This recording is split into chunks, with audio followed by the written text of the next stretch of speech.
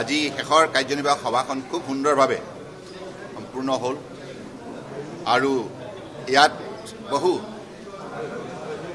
জ্যেষ্ঠ আমাৰ ক্ৰীড়া সংগঠকে আমাৰ সদস্যই খুব আন্তৰিকতাৰে আগন্তুক দিনত অসম অলিম্পিক সংস্থাৰ যোগেদি ক্ৰীড়া জগতখনক শক্তিশালী কৰাৰ বাবে তেখেতসকলৰ মনৰ কথা প্ৰকাশ কৰিলে।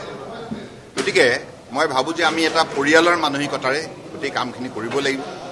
কাৰণ এতিয়া দেশত মাননীয় প্ৰধানমন্ত্ৰী নৰেন্দ্ৰ মোদী ডাঙৰীয়াই ক্ৰীড়া জগতখনক শক্তিশালী কৰাৰ বাবে যোৱা 10 বছৰে নিৰন্তৰ প্ৰচেষ্টা হাতত লৈছে। খেলো ইণ্ডিয়া, ফিট ইণ্ডিয়া মুভমেণ্ট ইত্যাদি ইত্যাদি কৰি আৰু বিভিন্ন ধৰণৰ আন্তঃগাঁথনিৰ পৰা আৰম্ভ কৰি সা সুবিধা প্ৰদান কৰিছে। খেলুৱৈসকলক নিজেও সাক্ষাৎ কৰি অলিম্পিকলৈ যোৱাৰ আগতে আৰু অলিম্পিকৰ পৰা ঘূৰি অহাৰ পাছতো তেখেতসকলক উৎসাহিত কৰিছে আৰু ইয়াৰ যোগেদি খেল জগতখনক তেখেতে আগুৱাই নিয়াৰ বাবে প্ৰয়াস কৰিছে।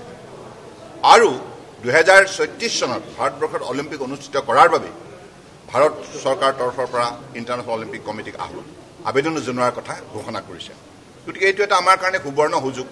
ভৱিষ্যতৰ দিনত আমি চেষ্টা চলাম যাতে অসমৰ প্ৰতিখন জিলা ক্ৰীড়া সংস্থা আছে, আমাৰ ক্ৰীড়া সংগঠক আছে, সকলোৱে মিলি ৰাইজৰ সহযোগত আমি অসমৰ পৰাও অধিক সংখ্যক যাতে খেলুৱৈ 2034 চনৰ অলিম্পিকত যাতে অংশগ্ৰহণ কৰিব পাৰে, ভাৰতবৰ্ষক প্ৰতিনিধিত্ব কৰিব পাৰে, সেই লক্ষ্যৰে আমি আগন্তুক দিনত ক্ৰীড়া ক্ষেত্ৰখনত আন্তৰিকতাৰে সকলোকে লগত লৈ কাম কৰিম।